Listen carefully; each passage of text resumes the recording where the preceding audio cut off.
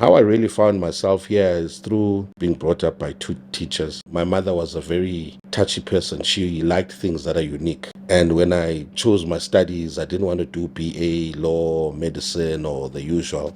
I actually wanted to do something unique. I saw this quantity surveying profession. It was the first time I ever heard of the name. I had been influenced by my uncle who was in the construction industry. I then decided a couple of years later that maybe it's time that I open my own practice. The most exciting thing for me to see is the people that I've trained myself who have gone through my system. Disclaimer to that is that it's not easy. It really needs commitment. Once your foundation is solid, as we all know, that house will never break down.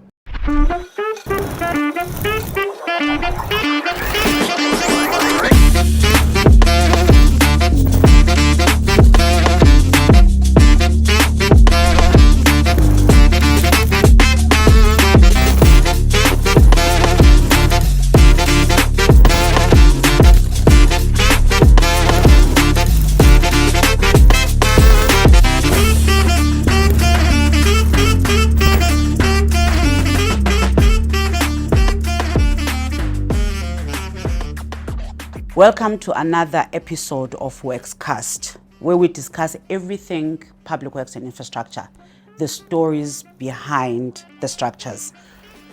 Hello everybody, my name is Bukiwe Cimela, your host for today's episode. Today we focus on CIDB, one of the four entities reporting to the Minister of Public Works and Infrastructure. And we are joined by the Chairperson of the board, Mr. KHULILE. Mhlekazi, welcome to the show. Hello, Sbuki. Thanks for having me. It's definitely good to have you here. We are always excited when we speak, not just to leaders of the department, but also leaders of our entities. Now, before we get to everything CIDB, let's get to know KHULILE, the Chairperson of the board. Who is KHULILE? How did your journey lead you to be at this position right now? Well, I realized the other day that it's actually quite a long journey. I thought I was a bit young, but I realized that over the years, when I turned 50 this year, that it actually has been quite a journey. My name is KHULILE, as you've said. I'm born and bred in Port Elizabeth in the Eastern Cape, from a family of 5, including the 2 parents. Mother was a teacher and father was a teacher. And they both moved up in the teaching profession. And I'm the last of the 3, the youngest. And at some point, I think they thought I was the black sheep. But anyway, here I am today. I studied, as I said, in Port Elizabeth, did my primary schooling, my high school, and in fact, my university. At the university, then it was called the University of Port Elizabeth. And I think at that time I had enough of PE. I decided to move away from PE and I started working in Johannesburg for some time. So that is who I am, very passionate about construction. And how I really found myself here is through, well, obviously being brought up by 2 teachers. The order of the day was education, so I had to please the parents and get educated. But then in selecting what I needed to do, my mother was a very touchy person. She liked things that are unique. And when I chose my studies, I didn't want to do BA, law, medicine, or the usual. I actually wanted to do something unique.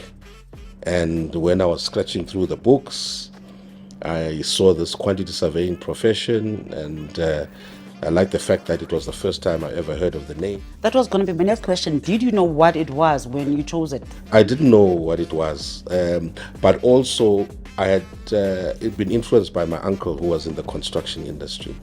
He was a builder at some point in his life, whilst he had tried many things. So he was a contractor out in Umtata. And I think I'd spent a holiday with him and he took me to the site almost every morning. So I got an interest. So when I started choosing then my subject, I wanted something in construction. And then I started flipping the pages. I kind of knew what my weaknesses are. I knew that anything with drawing, that's out for me. I can't draw to save my life. So it so happened that in my research, the only thing I found that didn't have drawing was QS. And when I looked at the subject content, it actually became interesting because it also had the money, the financial part of it, not only construction. So that kind of made my decision that this is the course. It satisfied my parents. It was unique, something they never heard of. Plus, it was in an industry which I thought is where I want to be. And that's how the journey started. And I enrolled at the University of Port Elizabeth in 1994. And from there, so many years later, looking back, are you happy with the journey and where it has led you to be? Look, I'm very, very happy. I've had quite a illustrious career, if I can put it like that. As I said, I worked in Johannesburg, and at the time, 1994 was really an exciting time. And even around 1998, when I finished, it was still exciting. There were so many possibilities in South Africa. There were opportunities. You just had to choose where you wanted to be. And I think I had placed myself at a very comfortable and perhaps advantageous position. So I then started working in Joburg, went back to the Eastern Cape because I felt that's where possibly my heart was. Went back to the Eastern Cape. I started working there, and I had good enough experience until I then decided a couple of years later that maybe it's time that I open my own practice, which I did, and it grew from the 2000s right up until now in terms of experience. And not only about my career, I think to me now, as I get older, the most exciting thing for me to see is the people that I've trained myself, who have gone through my system, who have opened up their companies, and who still look up to me and appreciate who they are. So out of KHULILE, I've created a few other KHULILEs who have also been successful in it. So that has been quite the touching point in the career. A little later, we're going to come back to the highs and the lows of your journeys as you were growing, building what you were building, your business, your career. When we talk to those who are still coming into the industry. But now that we know a little bit about yourself, let's get into CIDB. What is CIDB for somebody who does not know what the entity is about? What is CIDB? Well, CIDB is the Construction Industry Development Board, and really its main purpose is to regulate the construction industry. And it was mainly established when, after 1998, the procurement system changed. 94, procurement system changed. We had to have some kind of formality and process when procuring. And for the construction industry, it became quite critical that we get the correct skills, even amongst contractors now. Bearing in mind that most contractors, or some of the contractors at that stage, had not really studied for construction, but yet some people were successful in that line of business. And the establishment then of CIDB then came to say we need to regulate the space, because also there's a risk element in terms of the contractors that are coming up. And what used to happen, a person would wake up. I remember one project I was involved in, it was 3 guys who had met, and the other one had money to go to the briefing, and they went to the briefing, and I think the other one provided something, the information on the briefing. They knew nothing about construction, and they won the tender by estimating and guessing what the amount should have been. They won the tender. When it got to site, they did not know what was happening. And I think it was quite a fairly large size project at the time. I think 3 million it was. And you could see that these people are not trained, and they had quite a big project. So it's those things that the CIDB is trying to regulate, to say, listen, you need to have some kind of experience to do a certain project. And it took some fighting with contractors, because some of them were successful without that experience, because they were able to project manage and get proper resources. So when it came to now cleaning the industry, to say now we are refining it, Now you need to show us experience. Now you need to show us commitment in terms of capital, to show us and that you have an ability to finish this project. Then the regulator came in, and that's what CIDB is trying to do. And for a long, long time, it was more about just regulation. And I think throughout our tenure as the new board that came in almost 3.5 years ago, we then focused on the word D, development, which now means that we don't only just regulate and police the industry, we need to see some development happening. We need to create some kind of opportunities through regulation, not directly. And that's our focus these days. Also to make it easier for our contractors to do business. So I think in my tenure, my focus is really to make sure that those who register on our contractor database or on contractor register do get some benefit. They must see that CIDB is making business easier. They're making the procurement process more easier. It mustn't become a hassle.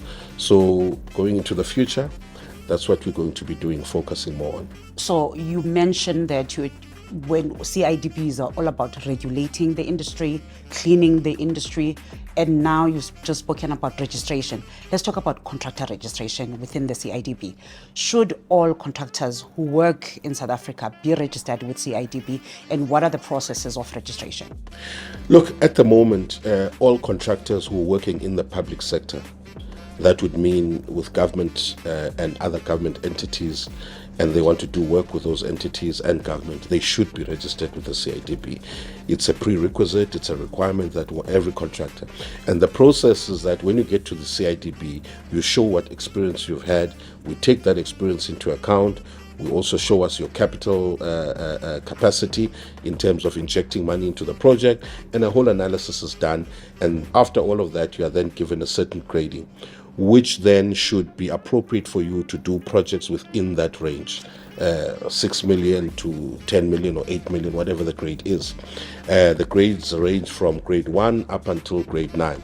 Maybe break down the grades for us, registration, the different grades and what they imply. Well, the different grades, that I can't remember all of them at the top of my head, but obviously your grade 1 would be your smaller contractors, and your grade 9 would be your bigger contractors, like your international companies. I don't want to advertise on your platform, but those would be the grade 9. So that's how you regulate. That's how the system works. And through that analysis and that registration process, you are then given a grade. And that grade then allows you to do work in a certain category and within a certain range. Also different categories, your civil works, your building works, your electrical works, all have their different grades.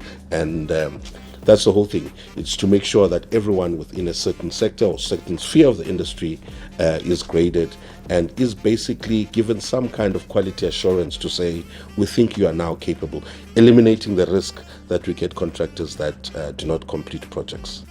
Now, the construction sector, the construction industry, is one of those that are regarded as not transforming at the rate that it should be transforming, whether it's on gender basis, people with disability, youth, and so forth. Are there programs within CIDB that are aimed at transforming the sector? Can you take us through some? Look, from a regulatory point of view, it is quite difficult to ensure that happens. However, it is something that is within our radar. It's part of our mandate that to ensure that through our regulation there is transformation. And I often have to explain to people when they complain that there's not enough transformation to say, remember, CIDB doesn't award the tenders. We regulate the space to make sure that it is conducive for contractors to develop and be transformed. I would argue with anyone who says that the industry is not transformed. I remember when I was doing my research in adversity, at that time there was about 97% of the contractors between grade 1 and 2. 97% at that particular time. And I think the stats moved a little bit few years later, something that I was monitoring over time. Still, we had about 80-something% still between grade 1 and 2. Now, which showed you the spread between grade 3 and 9 was very thin. And I don't think at the time we had black contractors. At some point we didn't have. And we only had a few, even in the country, probably 8 or 10 at some point. I'm proud to say that now we have about over 300 contractors in grade 9, and I think the majority of them are black owned, similarly to grade 8. So it has taken a while for us to push through, but definitely there has been some transformation, especially on women as well. We've seen women-owned entities, also entities owned by people with disabilities are coming through. But again, it's something that CIDB cannot force to happen, but we monitor it and try and see what, from a regulatory perspective, we can do to facilitate the development and transformation. Currently, CIDB is embarking on a Contractor Development Roadshow, started in Pietermaritzburg, going to Kimberley. Tell us about this roadshow. What does it aim to achieve? Well, again, it's to promote access to the industry and ensure, as I said, our focus is now on the D, on the development. We are also recognizing that there are challenges from contractors gaining access to the industry, and we are also acknowledging the challenges from a finance perspective, from a training, polishing the skills. So that's why we have actually focused on the D. So there are many programs that we are undertaking to ensure that we are developing from a skills point of view, from a contractor development point of view, where we issue a framework to say to clients, listen, if you do have the budget in implementing your projects, look at implementing them through a National Contractor Development Program, where you actually spend more time in ensuring that those contractors are supported whilst they are executing a project, and also for them to elevate in terms of their CIDB grading. I'm sure we'll talk about other programs that the CIDB is doing to try and support contractors. I mean, there's one famous program that we refer to, which is the BUILD program. Let's talk about that. Supporting contractors. And the BUILD program has 3 aspects to it. One is to train, provide skills to companies, not to individual persons, but to companies, to construction management systems, to improve their operations and their running of these companies. And I must say, it has been very successful. The feedback that we're getting from one of the programs that we were running, which is the contracts management systems, where people came back, even contractors with a decent grading of 6 to 7 said, this is it. I mean, I've been running my company. I didn't know how to do what I was actually taught here, and now my systems have improved and they are better. So there's that aspect, and there's also the development finance aspect, where we are saying those contractors that need access to funding and finance, we've put in a fund in place.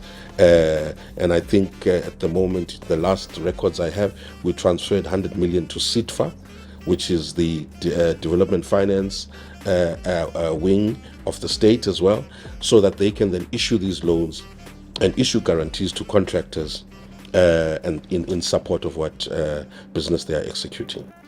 Now, you spoke about the research you did that you have been monitoring, and you found that a large percentage of contractors are stuck in the lower levels of grading. Have you found what the challenges are that the so many people who get into the industry are finding it difficult to move up to the higher grading so that they get to have the higher projects that bring in bigger income and bigger job and. Yeah. Look, as I said, that's where we started, and that was just to give you an indication where we started and to where we are. There's been a vast improvement from where we were then. Also, you must remember that some people come to the industry seeking opportunities, and some we need to appreciate that they are not genuine. It's a friend seeing a friend, hey, someone got a tender, let me go try this. So it does mean that people need to invest in themselves in the industry. You can't just come into the industry. So in grade 1, you find a lot of people who just woke up and decided construction companies, maybe what I'll try this week. And they registered, and then, I mean, that doesn't take anything. You register, provide details, and you get a grade 1. But now the real challenge comes in moving up. And I think we are seeing those that are more committed, those are sticking around to learn, are slowly moving up the grades, grade 2, grade 3, grade 4, grade 5. I mean, I was talking to another contractor the other week, who has moved, I think in the last 3 years, he has moved from the grade 1. I think he's now at grade 5. So we're seeing quite a lot of those, which is quite exciting. As we see the development, as you say. So that picture has definitely changed. That's where we started. That's not where we are now. And that's why CIDB is focusing on the D, to develop these contractors and make sure that the ones that are in grade 2 are moving a lot. And the National Contractor Development Program, which we are supporting in the not too distant future, is exactly for that, to see the grades move up, provide the necessary support, nurture these contractors and move them, because most of these contractors are committed, and that's what we want to see. We don't want to see a contractor being in grade 3 and falling off that register. From 3 they must move up. So that is something we are really monitoring to see that growth, and it has shown results, perhaps not as fast as what we want to see, but definitely there is improvement. Former Police Minister Bheki Cele once called people who wanted to get into the police force not with the passion, called them zamazamas. Do you think in the construction industry, particularly with the black young starting up, are they realistic of the expectations, what the industry expects from them and what they should be doing in order for them to progress? Or do they see the bigger picture, the big contracts, without knowing what goes into building into that? Look, I think there is an element of that where people just get too ambitious. And again, this is something that we've looked at as the CIDB, and part of our changes that we are bringing up in our regulations is to recognize professional education. So what we are proposing then to the minister, to say, Minister, let us acknowledge those who have invested in this industry, who have gone to school, who has a diploma, who's gone to TVET. They surely can't be a bigger risk as someone who wasn't in the industry and wants to register. So going into the future, hopefully the minister will approve soon, is to say those who have some qualification, you don't have to start to grade 1. We have confidence that at least you have some form of training. We'll start you in grade 3. And this is also to deal with the youth unemployment, because we have many graduates that are sitting at home not doing anything. And we are hoping those ones would be the ones who are ambitious to say, listen, I've got this training, I've gone to varsity, I've gone to the TVET college, I've done my master's. Let me actually take the opportunity and open a business. I don't have to start right at the bottom. CIDB then favors you, because ultimately what we want to do is to have a professionalized industry. We want to bring in people that know, that have the skill or have some prior experience in the industry. So it will filter away. We will slowly filter those that are just ambitious and are looking at the end game. And we will finally, might not be in my term, but we'll finally have the ones that are real, invested and committed to the industry. It is quite important, especially for me. And having said that, if I can just add on, we must also look at deregistering those that are fraudulent, because that is also a risk. We have many companies that have come into the industry under fraudulent basis, where someone has had a contact here and there, and boom, tomorrow they wake up with a grade 9. What are these risks to not just the industry, but to the general public as well? It's because we always think the risk, maybe it's just about money. We don't get the real risks. Yes. What are the risks? The risks are huge, and I must say we are getting a lot of flack even from the parliamentarians on this thing, because what you get is abandoned projects. I wake up tomorrow, I'm able to connect myself and I get a grade 9, and it is a big problem. I don't have the experience, I haven't been assessed properly, and yet I'm doing a grade 9 project, and after that the project fails. And that is the risk. Now, not only does the contractor suffer, not only does the client suffer in terms of the government entity, but also the community, because this is part of the service delivery. Where there's a community hall that is meant to be built or a hospital that's meant to be built, it means now those services are delayed because of a contractor that couldn't complete. Yes, there are many challenges in it. That's why we're trying to find ways to deal with it appropriately. But also the challenge, we need to accept that there are fraudulent contractors who don't have the necessary grading. And as much as we want people to develop, we also need to clean the system. And that is one of the things that the CIDB is embarking on. And we have started on it. And I'm sure the minister will announce shortly on the first deregistrations of contractors who have completely defrauded the system to attain their grading. And it's something, if I could use this platform, which I severely discourage, because it doesn't help anyone. And that's what we're looking at. And the seriousness of it is that if you would deregister you won't come back. You'll have to start from. And someone asked me the other day if I had fraudulently received a grade 4 and then after that I was perfect. Sorry. If we pick up that any of the grades that we have given you were fraudulently obtained, it's goodbye. And it should be goodbye. It should be goodbye. Because it can lead to death. Yes. We'll talk about continue talking more about CIDB. This is WorxCast, the stories behind the structures. Today, we are chatting with KHULILE, the chair of the CIDB board. In the recent past, the construction industry was hit by dark forces. The sites were taken over by criminal elements. There were people demanding 30%. There were people demanding protection fees and so forth. This led to the first National Construction Summit, which was held in Durban in November. Take us through that summit. What did it aim to do? And a year later, are we seeing some positive strides based following that summit? Look, that you're quite correct in putting it. It was really some dark forces, and you must remember some of these things. As much as we are a regulator, those who prepared our regulations did not foresee that we'd have to deal with dark forces, and this was new for us. And at some point, we had to struggle whether this is a CIDB issue or it is a police issue. But we felt that as a regulator in the industry, whether it is within our mandate to police, but we need to lead this because it affects the industry, it affects our contractors on the register. It affects the core of who you are. The core of who we are.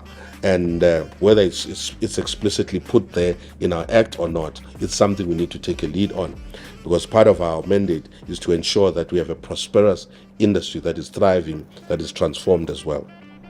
So we then had to take a lead on it. We had received so many complaints at that time, and with the minister we then decided maybe let's then heighten the awareness, put together Treasury, put together the police SAPS, and bring them all in one room and bring the contractors. And I think it had significant advantages. Even from those who were part of this, call it dark force, I think they got to realize the significance of their actions and how it was impacting. So I do believe that summit really helped, because they could see how the country is against that type of behavior. They could understand that they are bordering on being illegal. Well, they were illegal in many instances, but I think from their side they were motivated by saying we deserve these opportunities, we need to take them. But there's definitely a way to do it, and I think that's where we got to have some kind of understanding that walking into a site is not the best option. If there are challenges around procurement and bottlenecks there, let's sit, deal with them. And I think it helped that we were able to listen to each other, and we got positive feedback from the bigger contractors that actually reported back to say, listen, following the summit, the number of extortions had actually reduced, and the intimidation had reduced. We are not 100% there. It's still happening. We are hearing of isolated cases here and there, but I think the awareness definitely did create. And I'm excited now that we are having a follow-up summit to see what has been put in place to actually try and combat this negative behavior of this extortion and mafia. So there's definitely been some improvement.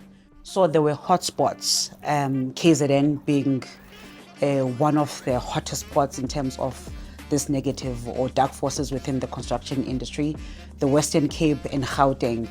I will assume, because this is where, in terms of construction, where we are turning South Africa into a construction site, these are the busiest spots. Where is the second summit going to be? Is it in one of those spots? We are finalizing the planning. It looks like it's going to be in Gauteng, as you say, which is the next hotspot. But I think this time around is not only the report back on the summit, but it's also to pick up on the major challenges.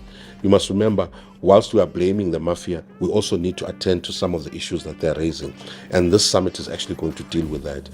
The challenges that they're facing, the procurement, and what really happens with the 30% SMME, the monitoring of the contracts, because some of them complain that the contracts that they are monitoring, they are being kicked out because of unfair practices from service providers, your professional. We're going to deal with those things. At the end of the day, we need to smoothen this industry.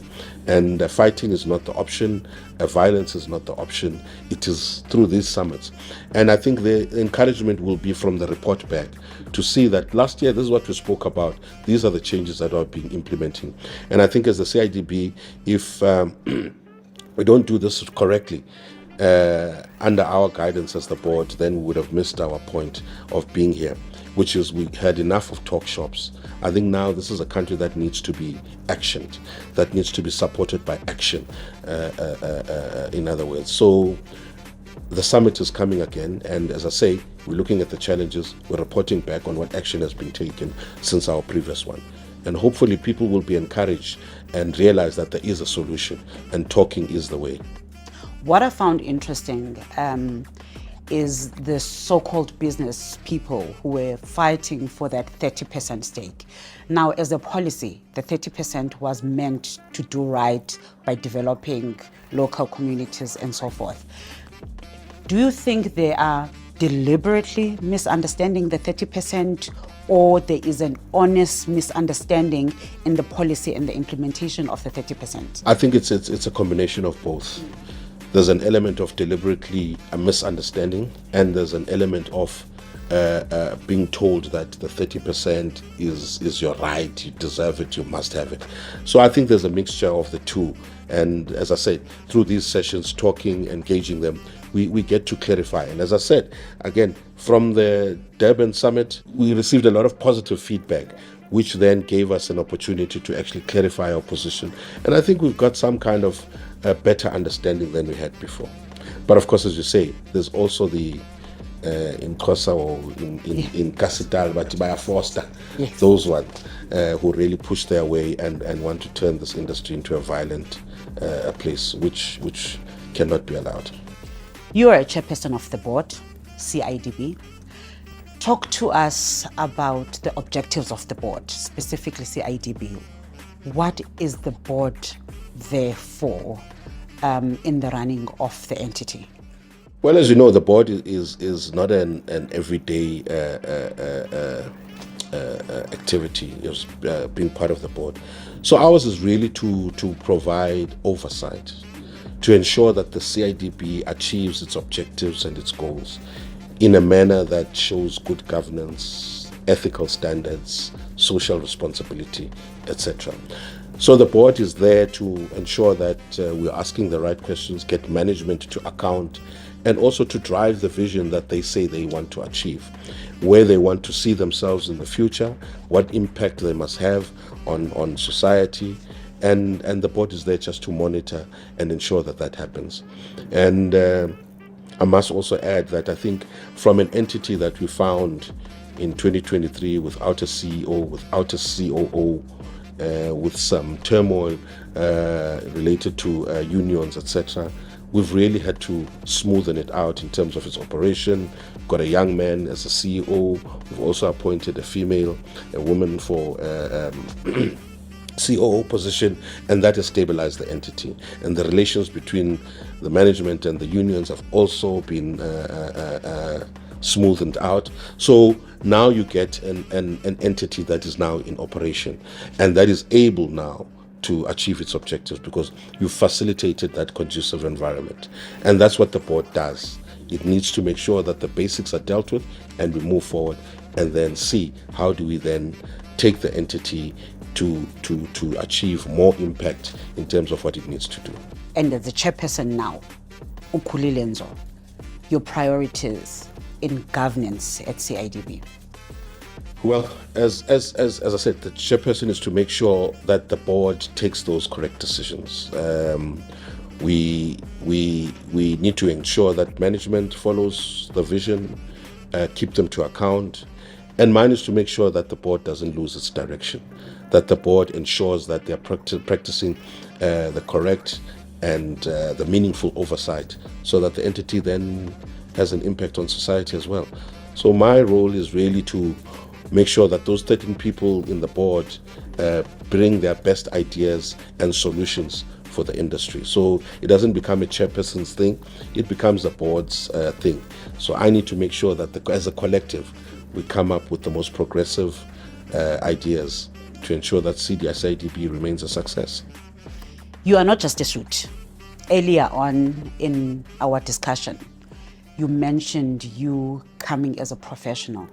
Let's get into that journey of KHULILE as a professional. The challenges you faced, the challenges you experienced when you started, the lessons, learning the industry. Can you take us through some of maybe practical examples that you had to go through to be where you are today? Well, yeah, I'm not sure if I can think that far back. This was most probably around the Let's just say 5 years ago, yeah, more than 5 years ago. Late 90s. But look, I think one has been able to weather the storm. And obviously the challenges from just by being black is the ability to obtain the finance. And as a result, you need to take certain measures. I remember when I opened my practice, people were asking, why don't you just open an office and then start running from there? That wasn't possible. I had to resign at work and make that decision, and I didn't have the funding, nor did my parents have the funding to sustain me to grow the business. So you have to, there's an element of timing that you need to say, is this the right time? If I move out now, will I get my first project? And fortunately, I was able to calculate that to try and limit the risk. And of course, opening an office was a no-no when you started.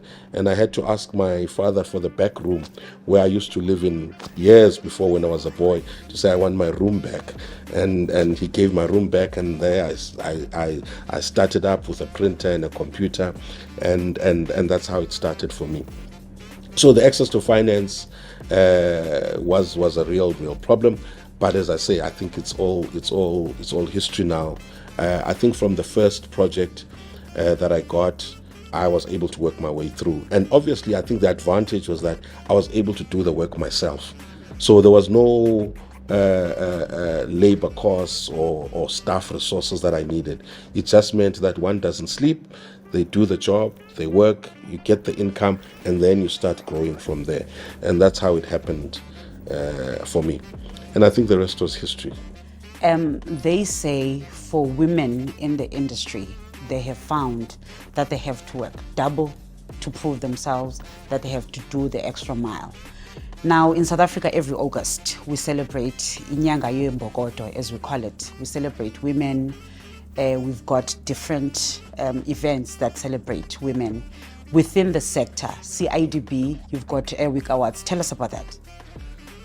The ERWIC Awards are probably one of my personal highlights of the CIDB, in the sense that we really get to recognize women entities. Falls in line with our transformation agenda and also our development agenda, in that we get to see women-owned companies that have really performed, not only to be recognized, but also to be inspirational to others that want to come into the industry. I think one of the winners this year gave us a very touching speech, where she really told us what it meant as a woman to be where she is. The fact that she has to go stay on sites and not be at home and leave the kids with the husband was quite emotional as a mother. These are the things that we don't accept, that actually women have to go further. And it was quite touching when she really took us through that experience, showing us that women are actually more challenged. She doesn't spend time with the kids. It's the husband who spends time with the kid, and she's often driving in the dark, at night, early hours, at a risk, of course, as we know, that the environment in the country is not really the best in terms of women's safety, in fact, general safety as well. So it really becomes fulfilling that after all of those challenges, you can have these women telling such a good story, and also not only telling a story, but being recognized by others and recognized by CIDB to say, we see what you do, and this is the recognition that you deserve. So that has been quite, I think, one of the most sentimental months in the year for CIDB. And it's gone on for quite a few years now, and every time the event itself improves. Something I'm proud of. What are some of the categories that the awards focus on, whether it is aimed at making sure there's growth, and have you seen positive changes since the implementation with more women wanting to do better, growing and so forth? Yes. Well, there are various categories. I think this year we had about 15, the best women-owned contractor, the developed ones, etc., and we also looked at manufacturing, etc. So definitely the categories are quite wide. And also we have the Chairman's Award, which recognizes the women in the industry that have participated not only for a year, but throughout their career. And Alison Lawless won this award this year, and I think Nyami Mandindi won the previous one. And these are women that have been active in the industry, not only for themselves in their business success, but also in imparting knowledge from one person to the other. And I mean, if you had to look at their CVs, it's actually quite wonderful. Maybe people you would want to bring on this platform as well, because they're quite inspirational. And we take that opportunity at that event to recognize them. The sort of their lifetime achievements, and they're not young, and they showed us, and they had quite some positive feedback, and also taking us through some challenges that they've had. So it has been quite inspirational in that sense. We'll definitely take you up on that. We are looking for stories behind the structures. It is always beautiful to hear of success stories. Now let's look into youth. In South Africa generally, there is an issue of joblessness, and construction is one of those industries that have opportunities. What opportunities are there for young people to get into, and how do they get into this industry? Well, as you say, our focus now is to ensure that the industry is professionalized. And part of it is to recognize that there are many skills out there. I mean, if you had to advertise for an intern now, the number of CVs you will get is quite astonishing. So as CIDB, we've realized and recognized that we need to now find a way to ensure that those skills are pulled into the industry, and also trying to encourage these young students that perhaps the business route is one of the routes that they can take. It's not only about you seeking employment, but maybe you need to try and make it yourself by opening up your own company, registering on the CIDB, and also look at the opportunities that we have in terms of the funding. The Build Fund, as I've explained to you, is there to support, to provide bridge financing, and also guarantees. So a combination of the two, we are hoping will show some results. And as I said, the regulations, we are then prioritizing them not only to have the lower grades, to acknowledge that the skills that you have obtained will mean something even in terms of CIDB registration. So once that rolls out, we are quite confident that it will yield some results. And the second thing is obviously the skills development, which is also part of Build, where it recognizes skills training within a project. So not only do we recognize that you are skilled, but we want to take you through the practical training, which is an aspect of the project, of the contract, that is forcing contractors to go employ our graduates. So I think with those initiatives, we will definitely see some results going forward. As we wrap it up, what have you found are some of the challenges that become obstacles of growth, whether from registration whether from doing business itself, that you found young contractors, young entrepreneurs put themselves in? To be honest, I think one of the main challenges is around, I would say, I don't want to say the governance, but I think the administration of projects, even from a client point of view. We find that a lot of, for instance, municipalities are not spending.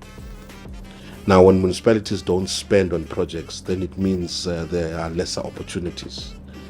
And then when projects are implemented, they are not being implemented correctly. Contractors are not being paid. And then there's an element of corruption that comes in. Only certain contractors are paid. So all of that creates the challenges in us being effective as we should be. And it takes away opportunities from people who are really invested in the profession. There's quite, I heard someone the other day say that after the military, construction industry is the most corrupt. And that worries us. It really worries us. We understand that there is procurement corruption, and these are the big challenges, because now you are not getting the right people to do the job, and also you are limiting on the opportunities, because one contractor who has contacts all over is able to get 3 or 4 jobs, and yet we are not sharing the cake. So those are the kind of challenges that we are seeing. And of course, in terms of project management skills, in ensuring that the projects that are issued to the public are actually administered in such a manner that, one, the contractor is able to make money, which people don't like to hear. But a contractor must make money, must be profitable, must employ. Now, if a project is mismanaged from a client perspective, then that provides a challenge. Issues of non-payment is a big challenge, where clients don't pay our contractors on time, again, forcing them into poverty. So those are the various challenges that we need to iron out. Well, as CIDB is something we need to look at, and also see how we digitalize going forward to make the cost of doing business less. And digitalization has shown us that perhaps that would have some considerable impact in terms of what we want to do. Is a bright future in construction? There's definitely a bright future in construction. As a developing country, there'll always be a bright future for a long time. What is a threat to that bright future is the administration of it, is the administration of this construction industry, where CIDB doesn't do their role, where the clients don't do their role, where the professionals don't play their role as well. Those are the biggest challenges. And of course, government doesn't play their role. Then if all of those elements are missing, or some of them are missing, then it won't be as easy as it should be, and it will diminish the brightness in that future. Let's motivate those coming into the industry, into the sector. Your parting words. Oh, well, parting words, it's maybe a disclaimer to that, is that it's not easy. It is not easy. It really needs commitment, consistent commitment as well, and skill yourself as young people. We really need to skill yourself and also go through the learning curve. Our young people tend to focus on the bigger and the end game, and don't want to go through the processes of skilling yourself, acquiring the knowledge, acquiring the experience, so that you can actually firm up the end game. And I always say that's the most important thing. Once your foundation is solid, as we all know, that house will never break down unless someone really bashes it. So a solid foundation is quite important. And our young people need to be patient. They need to focus on what they need to do, and they need to be driven.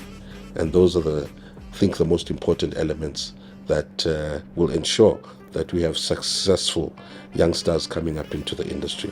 And obviously, they need to talk to people, mentor themselves, find mentors as well, to ensure that they still keep in touch with what is happening. Successful young entrepreneurs developing in South Africa.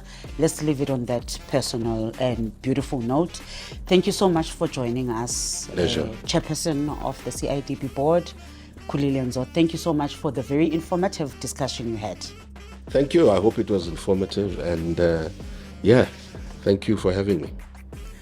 This has been another installment of WorxCast, the stories behind the structures.